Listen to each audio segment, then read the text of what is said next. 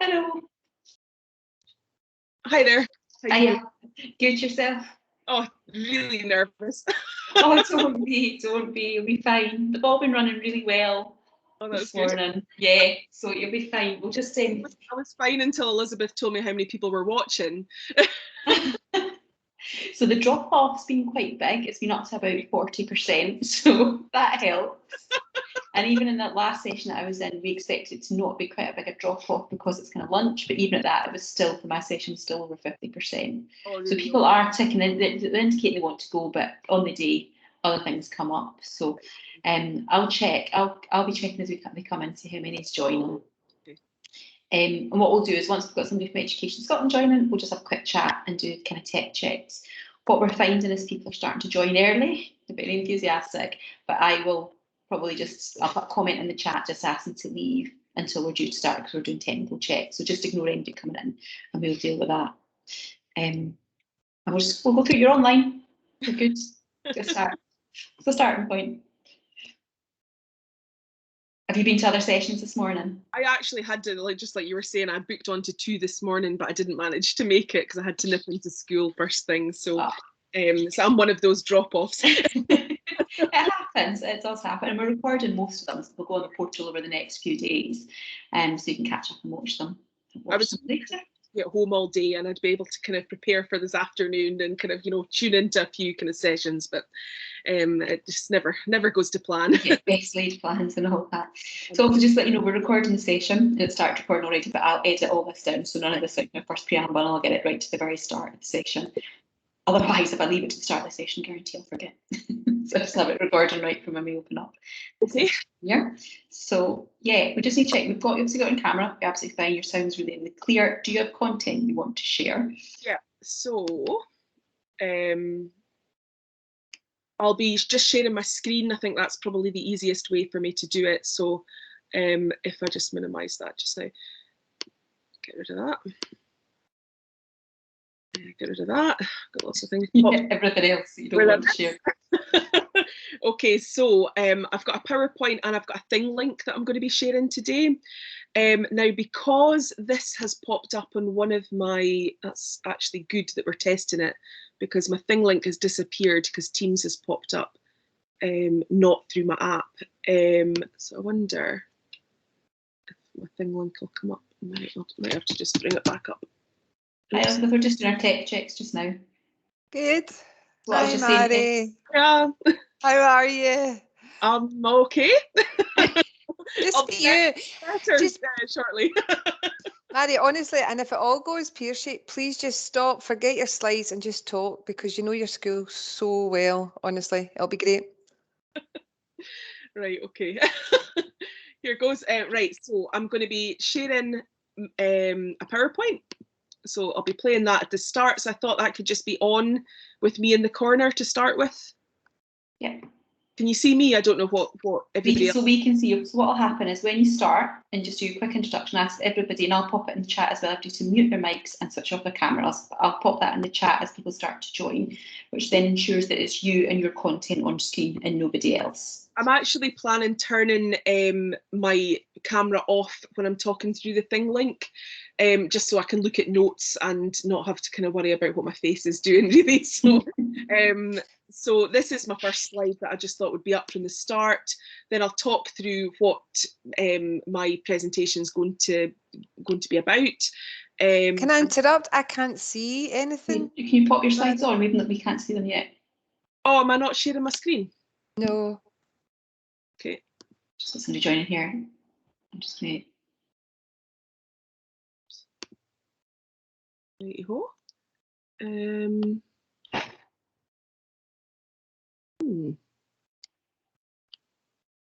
I should be sharing my screen now. I can see it now. Sorry. Well, I can see me. and me in the corner and yeah. Kirsten, but I can't see your slides. I think you're sharing the Teams screen. That's it. Perfect. You've done it. Oh, we're back. Oh, we're away. Is that okay? Yeah, that's good. That's fine.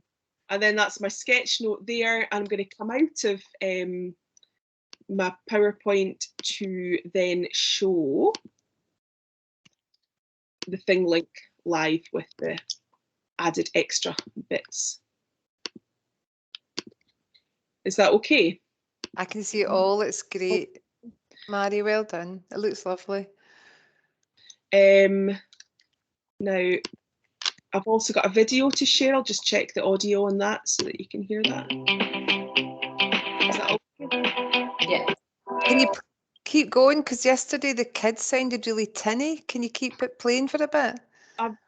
Well, yeah, I can. I don't know if it's... Welcome to Stan's Primary School. We are a small school in Murray, but I think we're the best school in the world.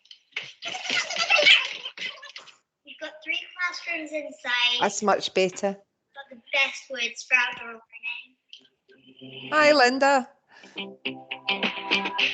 Okay. Hi, Elizabeth. That's great, Mary. Well done. Mary, have you met Linda before? I've not. Let me just No. try and put the screen on. Hi there. Hiya. Everything all right in here? Yeah. So, I've told her, Linda, that this has been recorded, that if everything goes wrong, she's just to talk about her school because she knows it so well. It'll be fantastic. So Well, I'm sure nothing will go wrong. It all looks fine to me. Is it all working? yeah, it Oh, seems... I can find Mary. Just you're sharing your Teams screen at the moment, which is yeah. Okay, I'll... it's quite scary when I see like 3 versions of myself on the screen. Don't I need know. that. Oh, the neck. It's an early start. I don't need to again. Is So in terms of Q&A, Mary, what are you doing? Do you want to ask people to post into the chat Yeah, and pick questions up at the end when you finish your presentation? I was actually wondering as well if there was a way to look at the questions afterwards, because I'd quite happily respond to the questions after the session, you know, maybe by kind of adding something to my thing link or something. I don't think I'm going to be able to answer more than maybe 3 questions just with timings. We can extract them from the chat. I'll try and do it today, but I might be struggling just with the number of live sessions we've got on, but we can extract them and get them across to you. Okay. Because I could add them as a kind of text document into the thing link that I'm sharing, so that might be a way to kind of answer everybody's questions. Kirsten, Mary is she's talking for about 10 to 12 minutes, maybe 15, and then she's going to have a little break and allow people to ask some questions just to take a break from it, and then she's going to go back in and do her further talk. Now, this morning, the session that I was in that Denise was running, the presenter ran it all the way through, and it was actually fine the way she did it. I'm not saying we should change it, but is it okay that way? Do you think that'll still work? Just a bit of chat? Either way. Yeah. Absolutely, either way. It's nice to take a break and feel people are participating and then move on. And again, for the delegate, it feels different from the other sessions. Mm-hmm. It's a bit more, it's refreshing halfway through the day. That's true. And what, Kirsten's your suggestion? And I noticed this morning one person put their hand up and then they actually spoke. That was quite nice to see them speaking, and it was a break from the presenter's voice. And then Denise did a sterling job of reading through the chat pane. What's your view on that? What do you think works? You can have them come on camera, come on mic and ask the questions. It kind of depends on your numbers as well. It could get a bit unwieldy, but I don't think people want to step out and do that. So if you have somebody that does it, then great. Yeah, that's a wee bit nerve-wracking, especially if there's quite a few Denise's session this morning. I thought the chat was very brave.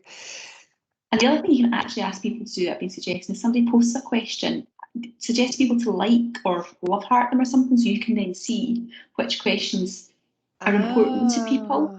And also stops people having to type it in again. So a bit like, you know, you vote things up or you like stuff on Facebook, you can do that. And here is just put a wee love heart next to it. So you're starting to see actually this is a really popular point that they're making. That's a really good idea. And it's also interactivity, because you've not got, if you're in a room, the audience would be nodding. You don't have that. So that's kind of like your interactivity. Okay. So is that okay, Mary? Will you say that to people then at the chatty bit, and then I'll just keep a check on the chat box and see what happens? And and I'll offer to answer any questions after the event if I don't have a chance to do it today as well.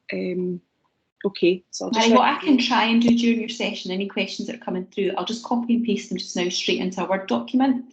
So I can get it across to you straight after, because the chance of me going back in and extracting it today is probably somewhere between slim and none. But I'll copy and paste them as we go.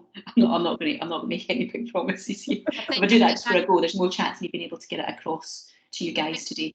Okay. I think that's a really good idea, because if you've got lots of attendees, I mean, we didn't have, what did we have, about 70 this morning.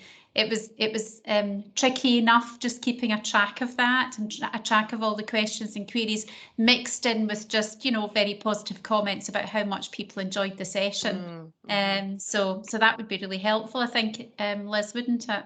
Yeah, yours was great this morning, Denise. I'm so glad I got along to see that. It worked really well, and the audience, they were just amazing. They were so supportive, even with all those technical difficulties. You know, they were clapping and thumbs up and stuff. It was good. I've just come off another session just now there with the secondary sector, and they were exactly the same. Lots of really encouraging, supportive, positive words of, you know, keep it going, folks. So absolutely, it just feels like a real big team of folk across the country at the moment. It's lovely. Oh, That's everybody's a really used good to it, point. probably.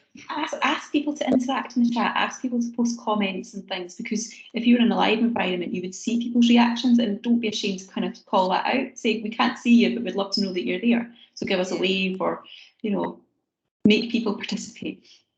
And also what I found is people are not backward at coming forward to actually post in the chat if they can't hear, or if it's breaking up for them. And, you know, you kind of think, oh gosh, no, but actually you're better to know that. And then they're you know, they're very supportive and offering suggestions of how to fix it as well. So yeah. I think I'll see the chat when I'm sharing my thing link, because it takes up my whole screen. I just get like a little corner. So I'll keep an eye on it for you, Mary. Don't worry. If I am wittering on at all or anything, just interrupt me and. Just on that. Sorry. Just in terms of start time, so 5 minutes before we do start, so at 5:02, we'll stop all chat, because you will have people start to join. I'll keep an eye on joiners. You'll start to see people join. Then just start as soon as we hit 2 o'clock. Just go ahead and start. Don't wait for a cue from me. And also, we don't start late. People will still be joining, but it's really, really important we run to time. Yeah, because we had a plan. Can I just also? Sorry, can I just also make a plea that we finish on time as well, because we've had issues in the last session where people didn't finish, and we're having to catch up to get into the next session. So can we please finish on time as well? That'd be great. Yeah, Maddie and I practiced a little sign. I was going to go 2 minutes. 3 coughs was 3 minutes. I timed it. I just had a little run through before I came on, and I was kind of speaking it through, and left 10 minutes for questions, and I was at 42 minutes. So maybe 7 minutes for questions. I don't know. We'll be fine. Well done. Yeah, it'll be fine. I've kind of scripted it, because I thought I'm going to be nervous today, so I'll just kind of know what I'm saying, and hopefully not deviate too much from my plan, so that I don't speak too much. Fingers crossed. People seem to join really early this morning, Kirsten, didn't they? You know, they did in a lot of the sessions. I was just aware of people popping up that I didn't know, and I thought, oh, right, okay. So yeah, they obviously just come in as and when they feel they're able to do. We're stuck in a hard place in this one, because we either put a lobby on where we let them enter, but some of the numbers are too high that it's hard to keep up. So what I've been doing in my sessions, I just thought you'll see on the chat, asking people at the start to join, just to leave and come back in sort of middle of technical checks, and just come back in just before the session's due to start. So that's what I've been doing each of my sessions. It's you're all very good at being on time, that's for sure. Must be a way of life. Yesterday, teachers and bells. Try living in the corporate world. It doesn't work like that. We hear school bells in our sleep, you know. Used to. That's what I should have brought. So yeah, if you're all happy with the checks, I'm going to pop my camera off, pop my mic off, but I'll be here listening to you if you need to get me. The only thing, Mary, I was going to say, can you change that to your slide screen or stop share? Because if people join, they're going to see them. Yeah, that's not Better. There we go. What are you seeing just now? Are you seeing all of us are on camera. Oh, you're not seeing my slide? What am I doing wrong? Let me see. Share content. Share my window. Is it working now? Lovely. Yes. Fab. That's great. Gosh, you're Just gonna leave so that with that. calm, Mary. You're so calm. She's amazing. Just wait Something until like I'm that. talking. I'll be. You'll be hearing the deep breathing and the. Yeah, my mouth's so dry as well. Oh, you put a lot of work into it, Mary, but it's great. It's really It's a good. completely different thing speaking to children than it is to grown-ups, isn't it? Absolutely. Yeah. I think children listen better than grown-ups, don't worry. Also, I don't mind like singing or performing in front of people, but when it comes to speaking, I don't know. Just I don't know. I need to do it more often. Maybe that's. A few calming breaths. Count 4 in, hold it for 4, and count 4 out, and you'll be fine. Anybody get any more questions about the technical No, side? You're all Kirsten, you've happy? been great. Thank you very much. No problem. I'll put myself off camera. I'm actually going to the toilet. And I'll see It's you. allowed, Kirsten. It's allowed. No, we learn to kind of go at specific times. So I'll put myself off Just camera. like And teachers. yeah, absolutely, yes. And I'll see you back here in a few minutes if you get any questions. Thanks, Kirsten. Brilliant. Maddie, Okay. I'm similar to you. I live in a village community, and the villagers, think, oh, it's okay, Denise Somerville will stand up and talk. She does that all of the time. And actually, I said to them at a meeting once, well, you're all grown-ups. I'm not used to speaking to grown-ups. So those were my days as a head teacher. People just thought you could do everything and anything, Yeah.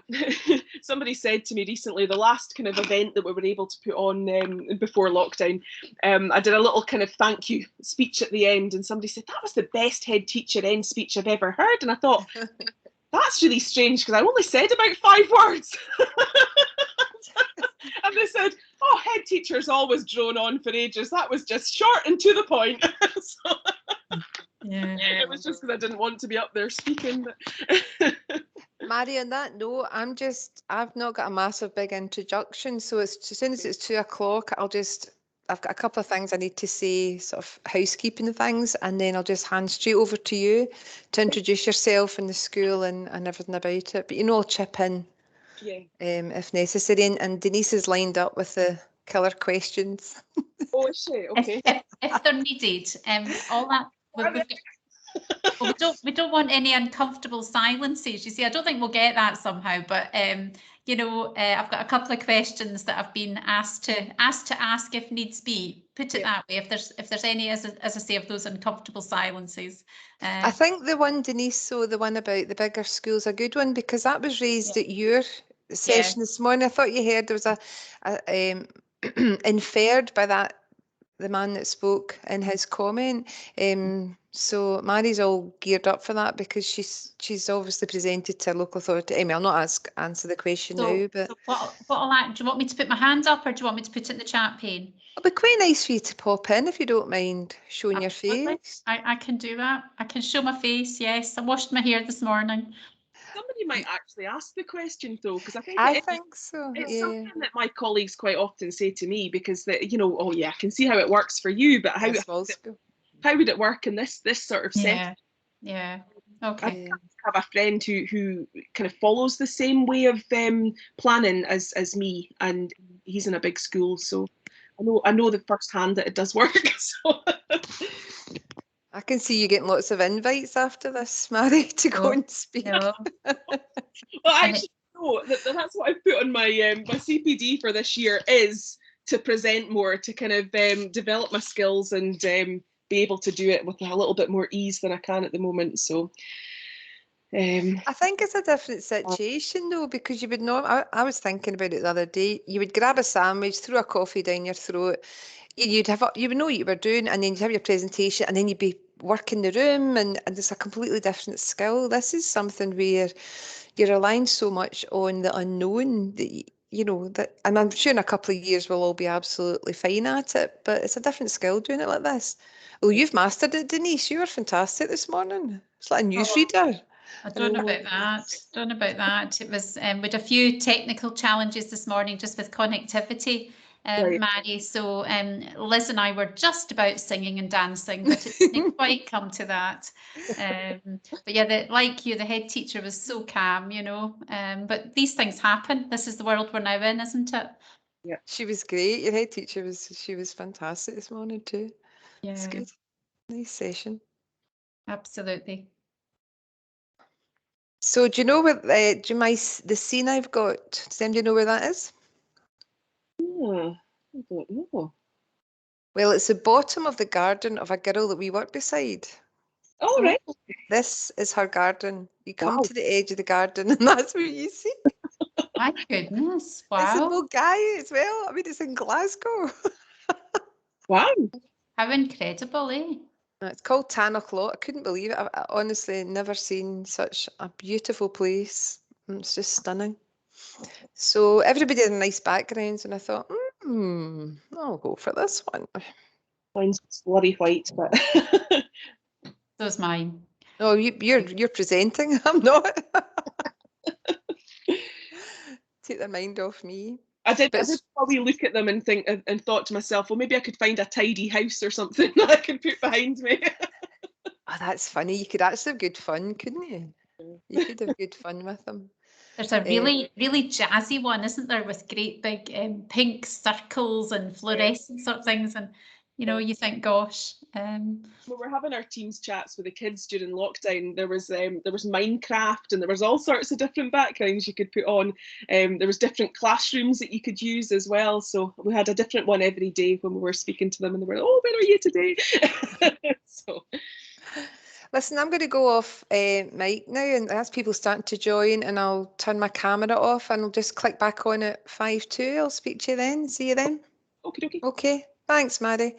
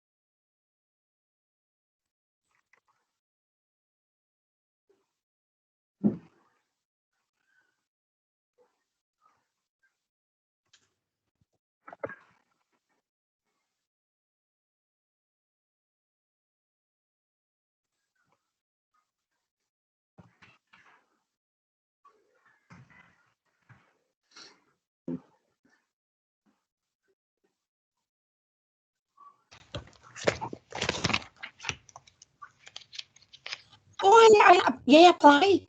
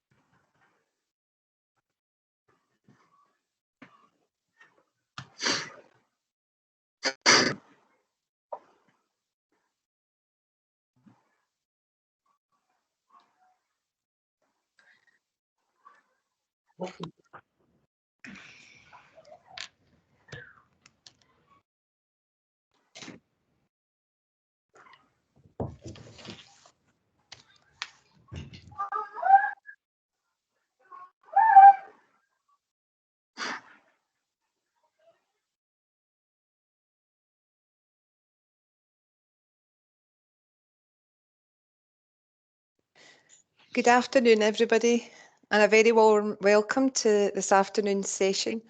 My name is Elizabeth Montgomery, and I work for Education Scotland. Before I hand you over to Mary Grant, Head Teacher at Dallas Primary, and yes, this is a real Dallas, I need to let you know that this session is being recorded, and we've found that the sessions are most effective if everybody switches off their microphones and the cameras remain off. Mary has very kindly included 2 opportunities for questions, so please use the chat pane throughout the session. We'll keep an eye on it. The more people that like particular questions, we'll make sure that Mary answers them today at this session. But if I can now just hand you over to Mary. Mary, you there? I'm here. Can you see me? There she is. Hi, Okay. Mary. Hi, good afternoon everyone. As Elizabeth said, I'm Mary Grant. I'm the head teacher of a rural school that's between Forres and Elgin in Murray. I really hope today that this input will be useful to head teachers reviewing and refreshing their curriculums, but also class teachers who are delivering the curriculum every day. Now, the first part of my input will hopefully give you an insight into our curriculum, which is designed with our children at the centre, our approach to planning using the 4 contexts for learning, and the value of using resources and community involvement, local resources and community involvement to enhance learning experiences. We'll stop for a short question and answer session. Please, as Elizabeth said, put any questions in the chat section. If I don't have time to answer any of your questions today, I will find a way to answer them and get back to you at the end of the session. I'm going to finish off the session with an update on how we've adapted due to remote learning and restrictions. And if we've got time, I'll tell you about plans that we have to enhance our existing science and wellbeing curriculum with a little project that we've just started. So I'm going to talk to you today, I'm going to talk you through this sketch note. Luckily for us, this sketch note was made for us by Education Scotland just after our inspection in 2019, and I think it captures our curriculum really brilliantly. I've turned it into a thing link today, which you'll have access to at the end of the session.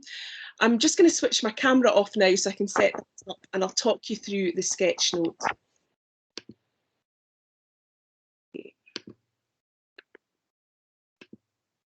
Okay, I hope that everybody can see that clearly. My first top tip of the day to anyone who's refreshing their curriculum is to dig out the Building the Curriculum 1 to 4 documents. With the curriculum refresh, which I think is brilliant, I think that these documents have been forgotten, but they're still really very relevant.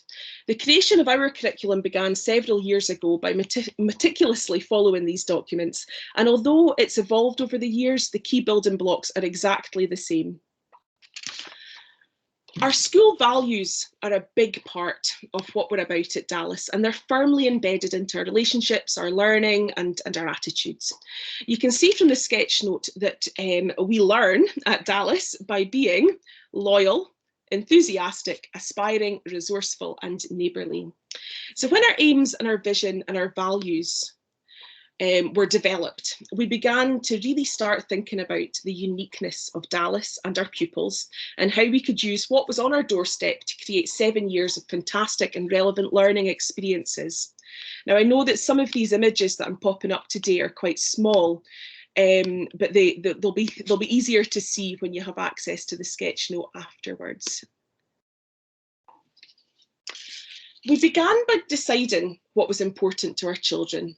We considered the social demographic, the geographical location, the heritage, the partnerships, but also the annual events and the learning opportunities that were already embedded into the life and work of the school. We began to plan what our children needed from a Dallas curriculum. We considered what worked well and what we should keep, considering its relevance.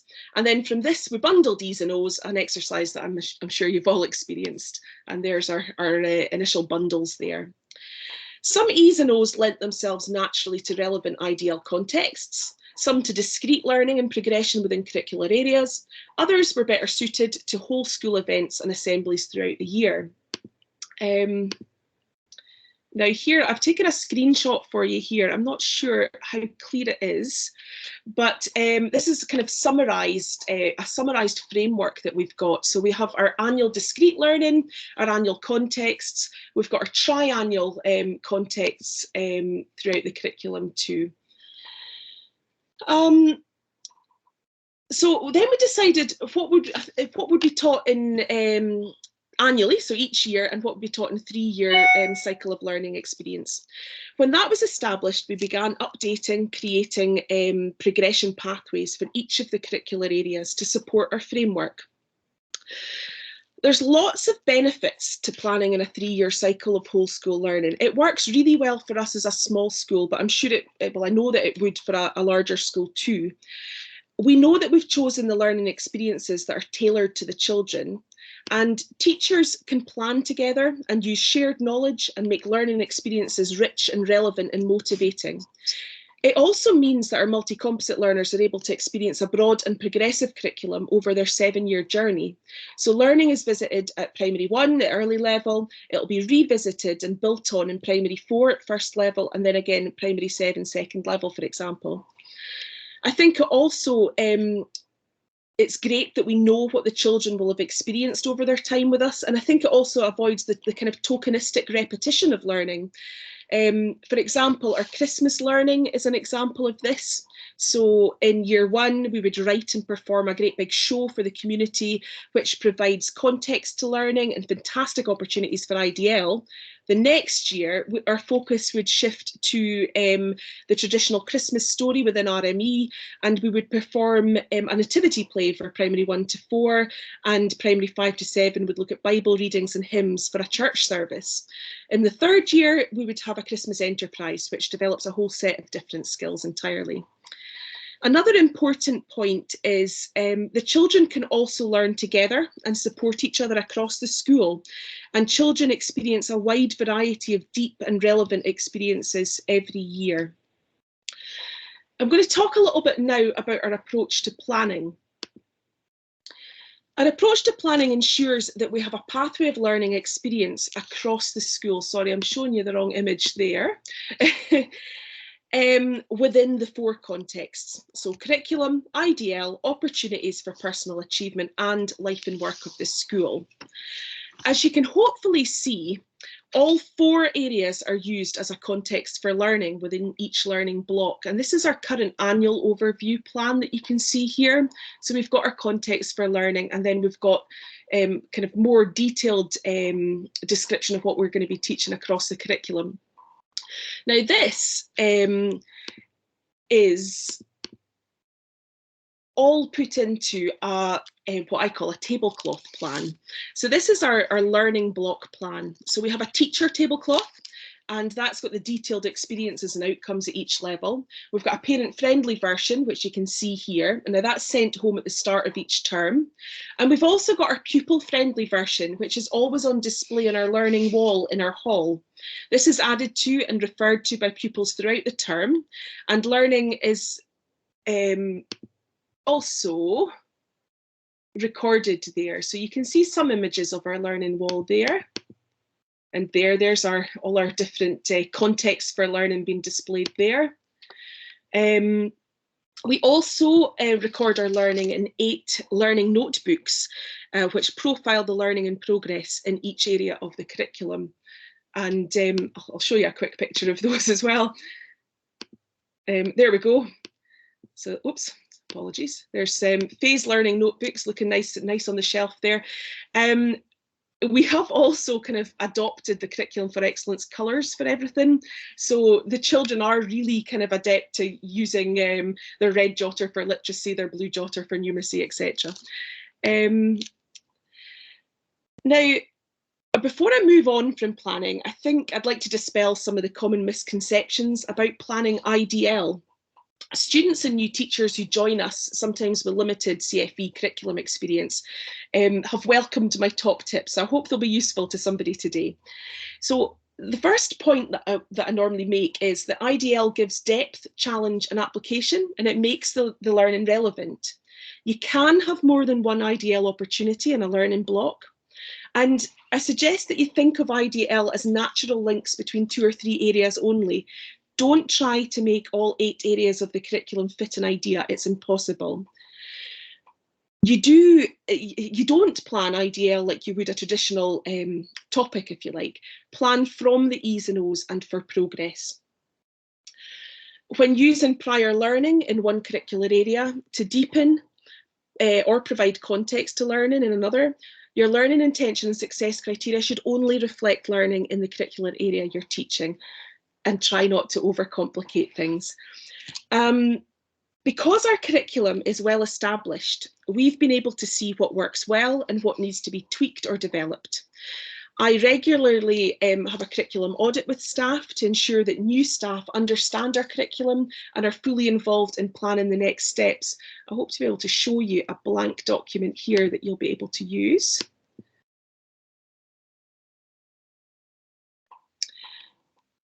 So it looks at values, it looks at the totality of the curriculum in the 4 contexts: learning and teaching, design principles, curriculum developments, entitlements, and ultimately it's looking at how you develop responsible citizens, confident individuals, successful learners, and effective contributors, which brings it all back to your vision and values again. Before I stop for questions and I talk some more, I think you should hear from 2 of our pupil counsellors who gave up their Friday lunchtime to make a wee video for you. I'm just going to pop that on for you now. Here we go.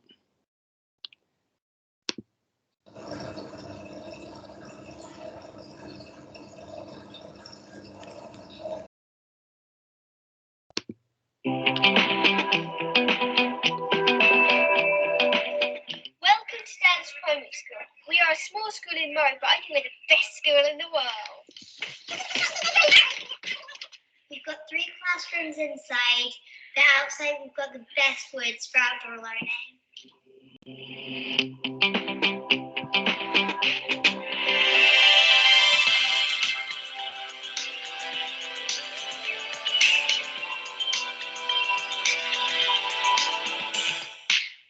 Our learning is always fun, and we're always trying to be loyal, enthusiastic, aspiring, resourceful, and neighbourly.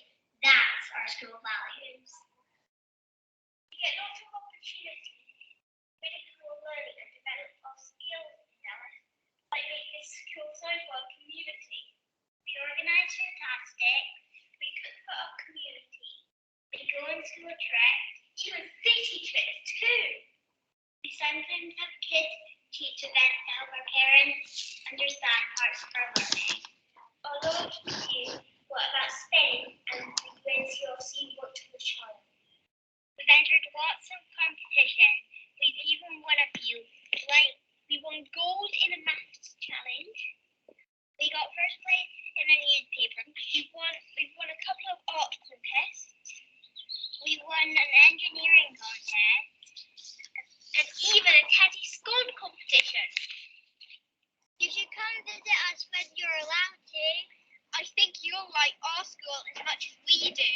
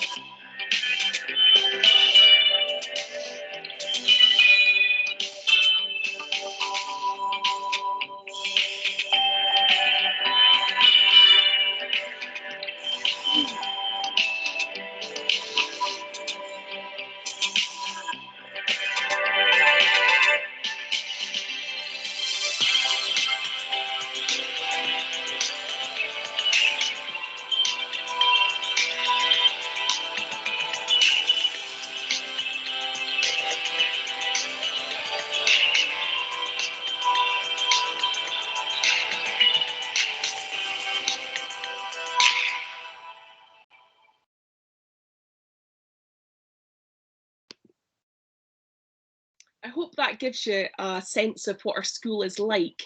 We're going to stop for questions now. I'm hoping that Elizabeth's been keeping an eye on the chat bar. Have we got any questions, Elizabeth? Thank you, Mary.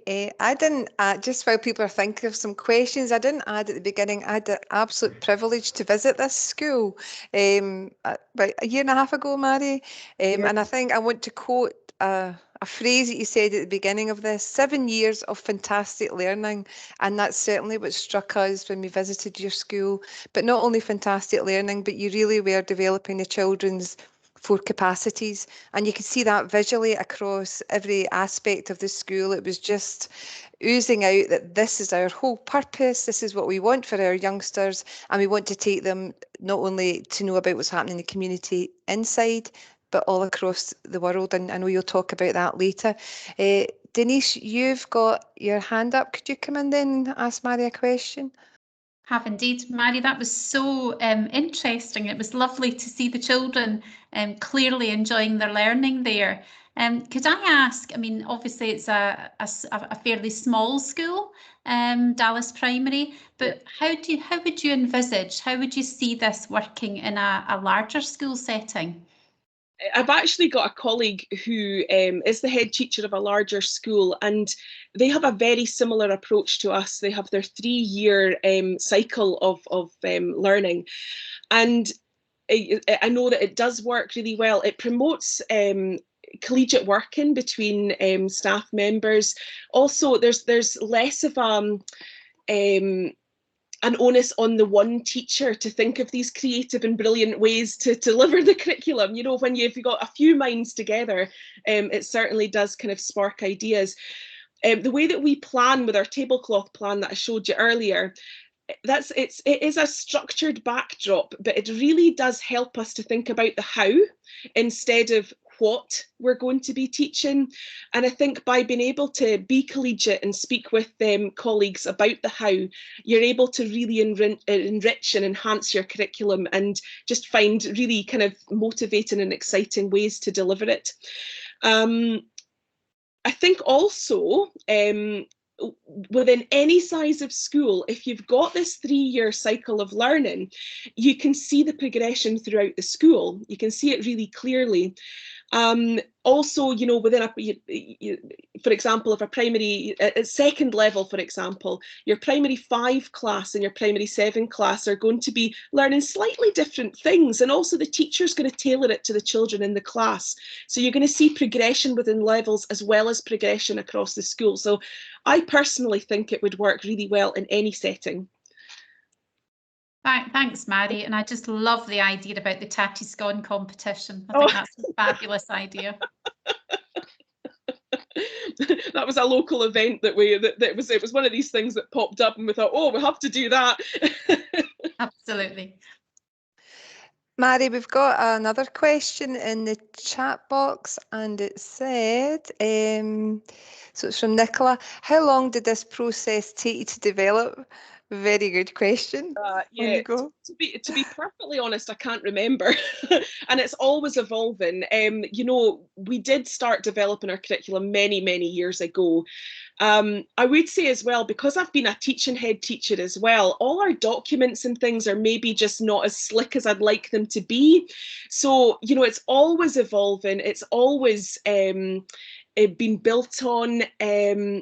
I would say that initially the kind of getting it going was maybe a couple of years. But then when it gets going, you kind of know what works, you know what you want to develop. And then if you're constantly reflecting on it, you can kind of adapt and be flexible after that.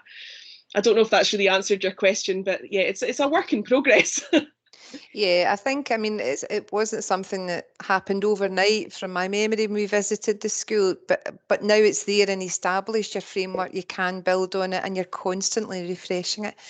Mary, I think we should just go on with the next part, and there might be some more questions after that, but please keep popping your questions into the chat pane and Mary will take time to answer them at some point.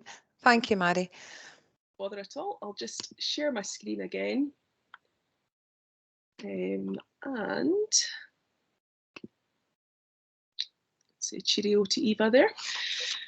Okay, so back to the sketch note. So much of what we do is I'm sure what you do as well, but I think what makes our curriculum delivery slightly different is the focus on relevance and the 4 contexts for learning. You can't achieve this without good partnerships. So that was one of the first things that I tried to do when I became a head teacher of Dallas. So I kind of went about it by writing to the residents of the village, introducing myself, asking for their help to enrich the curriculum with local knowledge, their skills, and anything that they could offer. I had an immediate response, especially from the older generations, with offers of support from retired joiners who wanted to help with woodwork, technologies learning, people who wanted to help with our book group, with knitting, with French, with gardening. And I also found myself a really useful local historian too. So if you're not local to your school, I guarantee that there will be hidden secrets. So for example, I learned that the American buffalo were saved from extinction by someone from Dallas. And wouldn't you know, there's actually a film being made about it too. These sorts of things you can only find out if you get to know your community and get to know people that have lived there. If you're not able to kind of get businesses on board, or if what I would suggest is getting in touch with them directly with a plan of how you can work together. So it wasn't quite so easy to bring business partners on board, but with a little bit of chatting and discussion and getting in touch with them and helping them to see my vision, I've now got local farms, the farm shop, the fishery, local businessmen involved in our curriculum.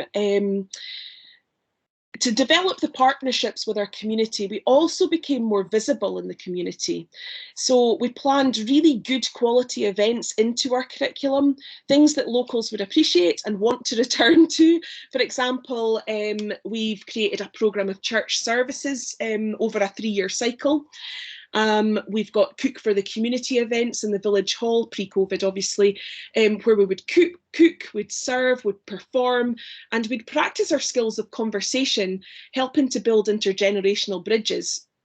I think it's really important that the quality of these events is high and that learning is really carefully planned to capitalise on all the opportunities. The children get loads of great learning from them, but the community have fun and they want to continue to support the school. So the community offerings were built into the backdrop or the framework of our learning context, and I would say that they have really enriched the relationships as well as the learning. We're lucky to have farmland, woodland and a river on our doorstep, which has provided fantastic context for learning over the years, but we've also been able to use these over the current restrictions as well, which has been fantastic. And because they were built into our curriculum, it was just really good to go. We also realise that we're in a rural community and the children do need a wider view of the world. So that's built into our curriculum as well. So it's catered for within our learning about rights, global goals, within the charity work that we do. The children select a local, national and international charity each year to support, and of course through our RME pathway as well. Opportunities to see and experience new things are also planned for within our curriculum. So as Eva mentioned, I think in the video, even a city trip. And that to me was really important. The children do go on a residential trip like most schools do to an outdoor centre, but on another year, they do visit a city because that's something that maybe some children from our community wouldn't have the experience of. We actually managed to achieve this a few months before the global pandemic hit, so our current primary 7s have been very lucky. We value the full involvement of pupils and parents in our curriculum, and I've got actually a little clip from the chair of our parent council that I'll share with you just now. Let me just see if I can find it. There we go. As a parent, it was great to be involved in curriculum developments. The curriculum and school improvements is discussed at parent partnership meetings, which helps us understand how learning is delivered in our school. We're also invited to events where our children become the teachers and teach us how they learn maths or literacy or something new to us like rights respecting school. The kids love doing this. Being part of the curriculum development group a couple of years ago helped me to understand how learning contexts are planned, and it is great to be able to input into the learning with ideas of people or resources that can help make the learning even more relevant. Being part of the local community is vital to the school and ensures participation at various events held. This allows our kids the opportunity to interact with the older generations. I'm really pleased with the learning experience my children get in school. Learning has changed so much since my time at school, and learning is now so diverse and fun. Even during lockdown, Dallas Primary maintained the diversity of the curriculum and created fun ways of learning at home. The sense of community in the school was highlighted with weekly challenges and videos of learning that were shared with which not only allowed them to see their friends, but also motivated them too. For such a small community, we are really lucky to have a school that takes advantage of our location and incorporates it into everyday learning. All the children go into school with smiley faces, which says a lot.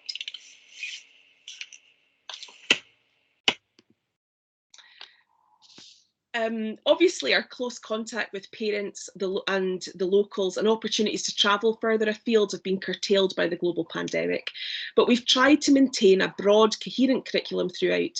I'm going to go back to the PowerPoint now to show you our curriculum update sketch note, also kindly provided by Education Scotland. So I'll just, there we go. So there's our recovery update. The most important thing to me on return to school was safety, but a close second was maintaining children's engagement and love of learning. We had some degree of recovery to plan for within literacy, numeracy and well-being, but I felt it important to everyone that the school felt as normal as possible with a full and varied curriculum. We used our structured backdrop, our 3-year cycle of learning, and considered how we could deliver our curriculum with the new restrictions. We had a little shuffle around. Farming had been planned as a context, but this is probably best taught when you can actually go and visit a farm and shops and maybe even a butcher. So instead, we swapped the focus to biodiversity and interdependence, which was also on our structured backdrop. This allowed us to use the school grounds, our local woodland, and one of our local partners to enhance our learning experiences. We also slightly changed the order of learning and teaching of the organisers within maths and numeracy. So continual assessment had shown that, that data handling and fractions had been quite tricky to teach during, when we were in lockdown remotely. So we decided to start with these organisers and plug that gap first in case we had to go into another remote learning situation again. We actually found that our curriculum lent itself really well to a new way of working, and although we couldn't work face-to-face with our local community, we found ways to continue our charity and community working. We also found ways to enrich learning contexts with digital technology, with online workshops, with remote awards like the Scottish Engineering Awards as a context. We actually had some finalists in that one.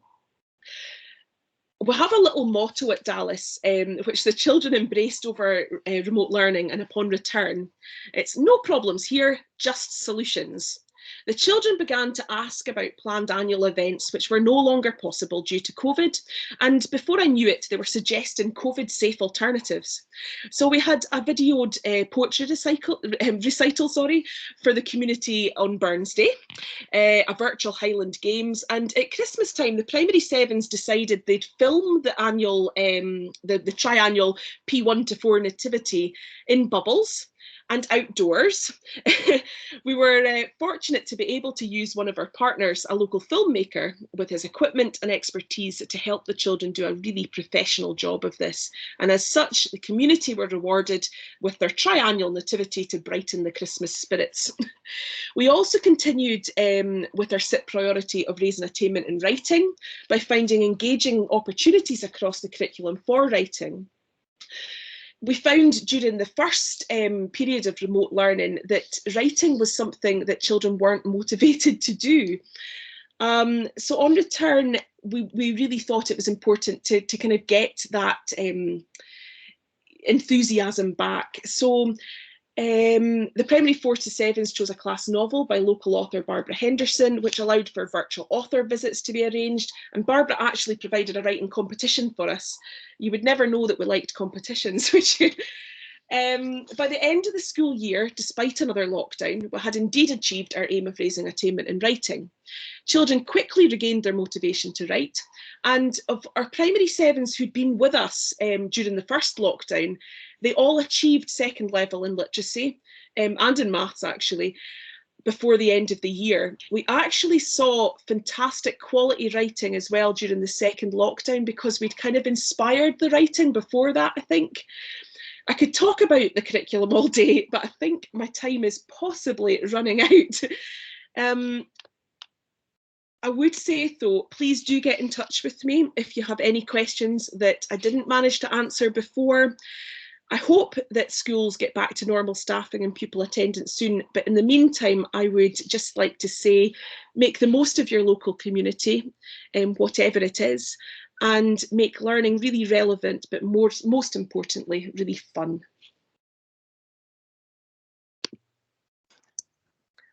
Mary, thank you so much. I think you've just blown everyone away with that. It's just fantastic.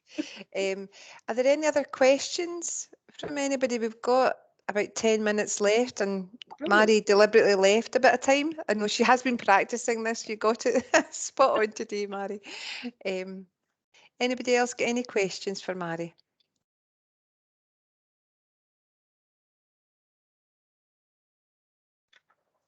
Something that I maybe never mentioned, Elizabeth, is the flexibility that we've got built into our curriculum.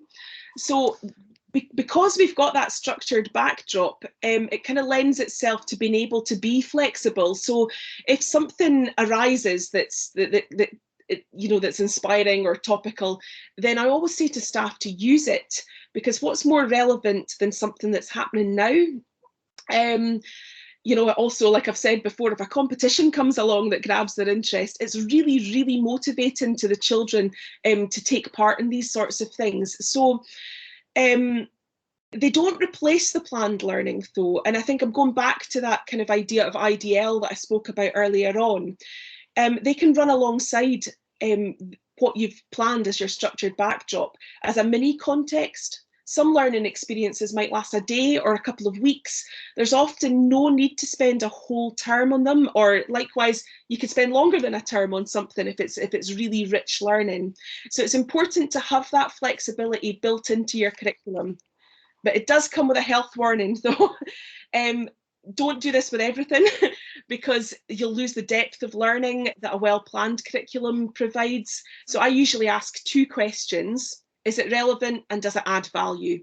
And that normally helps to kind of establish if it's worth doing. Thanks, Mary. We've got a question from Nicola, and she says, or she's asked, can you talk a little more about your 3-year learning cycle? Yeah, I could go back to the sketch note. Well, could I go back to the sketch note? Let me just see. If I just go back here.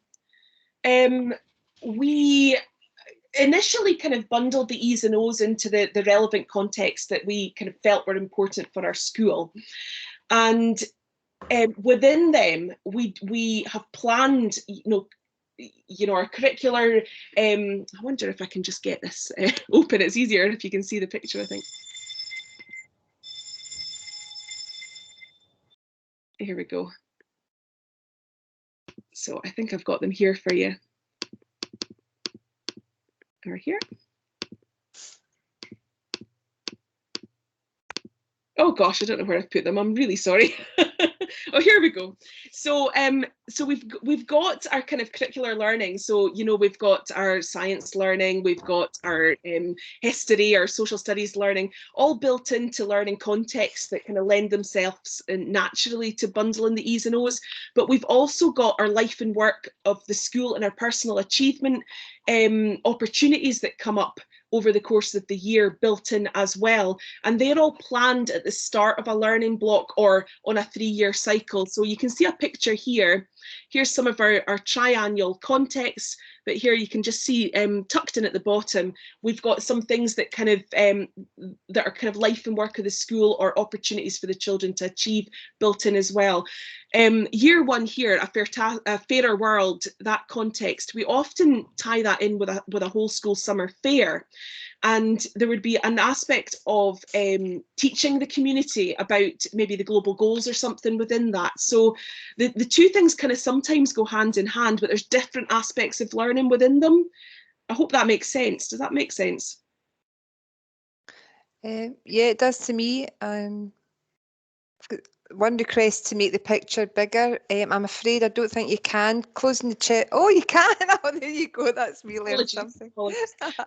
This sketch note will be available to everybody. If I'll just go on to my last slide actually, because there's a link here, a thing like if you scan the QR code here, you'll have access to that thing link that I produced. Thanks, Mary.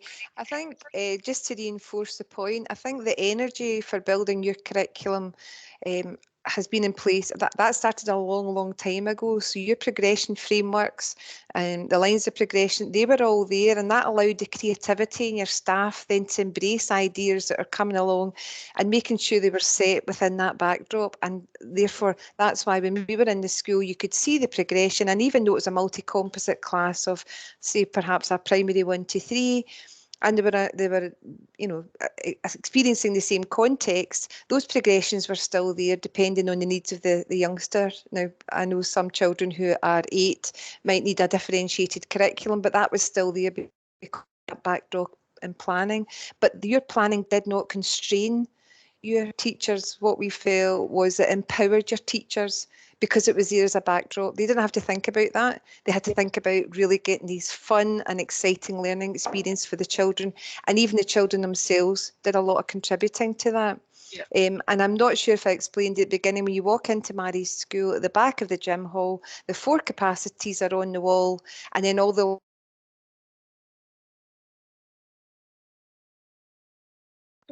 year, so we could see quite clearly where your curriculum was going, and the children could see where their learning was, what that was working towards.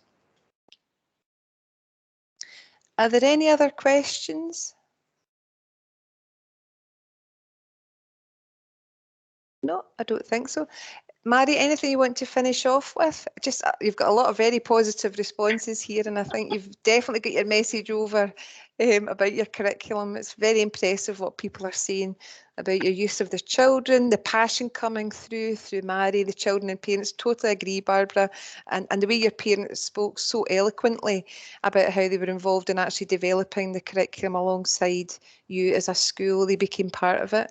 Leslie saying wise words. Thanks, Mary. Excellent presentation. I could go on. So, any final words from you, Mary? Excited to be asked to be involved in the curriculum, I have to say. I think sometimes you think that maybe parents just want us to do it for them, but do it to their children or whatever. But you know, we had a lot of response from parents that didn't really understand what curriculum was all about, but really appreciated the opportunity to be able to input into it. So I would recommend that process to anybody. Just a very quick point as well. A lot of my colleagues say to me that there's always these changing expectations and all these add-ons to your curriculum. But what I would say about that is that I always think of them as, how can I enhance what's already there? And that's the kind of process we go through with our curriculum audit that we do.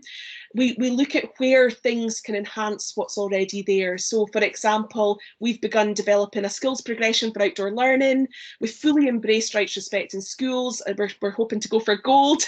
We've embedded our digital skills and daily physical activity and all those things into our curriculum that's there. So we don't see them as extra things that we have to do because they're just part of the curriculum. I hope that helps people. Yeah, no, that certainly came across. I think we should just close the session off now and just thank you, everybody who's participated. The comments are absolutely, I totally agree with everybody in how much they're recognising the positivity in you, Mary, and the energy that's in your school. And I hope everybody does get a chance to go to Dallas, the real Dallas, up in Elgin. But thank you very much. Thank you. Okay, thank you. And please do get in touch.